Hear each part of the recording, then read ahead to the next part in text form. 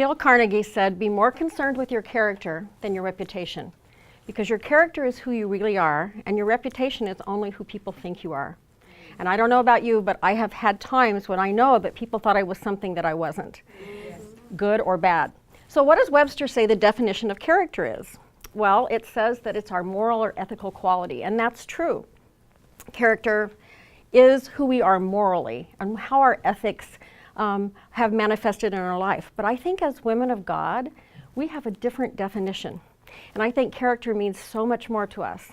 I think that character means it's a sum of all of our desires, our thoughts, our choices. And if we're going to be Christ's followers and tell people that we are, we need to be women that our character points to our King. Every choice we make, every word we speak, every thought we have.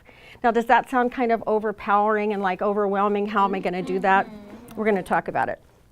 Another quote that I love to give is D.L. Moody said, character is who you are in the dark. Yes. Yeah. It's who you are when no one's looking. No one can give you a pat on the back. Nobody can judge you. No one can give you that atta girl, you know, good job. That's when our real character comes out. So our character needs to match who we say we are. Because the world is watching us. They are watching us. They're watching us to see, oh, Sherry says that she's a Christ follower. Sherry says she's a Christian communicator. How does her life line up with what she says? And our character becomes so important there. In the Bible, there are many people with noble character. You know, there's Ruth and David and Job and many other people. But there are certain people that God actually said, person of noble character. So to me, that means it's extremely important because there's not a frivolous word in the Bible. Everything means something, and God would not have put it in there if our character wasn't important. As Christ-following women, Galatians 5 is our guideline. Fruits of the Spirit, that's where we all want to end up, right? We want to display those amazing fruits of the Spirit. Well, how do we get there? Well, I help women with this a lot. And the first question is always, it sounds good, but how do I do it? What steps would I take? The first thing is we have to purpose to do it. We have to make a decision. I'm going to become a woman of character, a woman of strong character. And everything in my life is going to reflect and point to Jesus Christ. Once we make that commitment, we have to humble ourselves before the Lord. And this is a question I get often, what does that look like? What does that look like in everyday life? To me, it's really simple. He's God, we're not. You line up that way. Humble yourself. Turn everything over to Him and let Him be in charge. The next thing we need to do is really allow Him to work. Now, this is the hard part, because I work with a lot of ladies who say, I want to make this change. I don't want to think like this anymore. I don't want to act like this anymore. I don't want to do these things.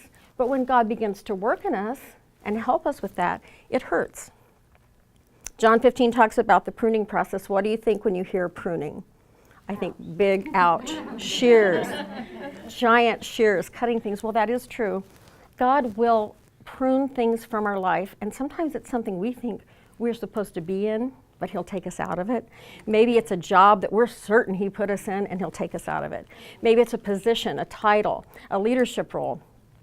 He even will remove people from our lives that we don't think should be removed or that we're shocked. So the pruning process is a painful one sometimes, but we have to let Him work. We can't say we're going to become women of character and then not let Him do His job. We have to change our thinking because everything starts with our thoughts. You know, it's really amazing to me if you just pick it apart, thoughts become words and words become actions, and actions will get you an outcome every time. If you want to change that outcome, you have to change your thinking.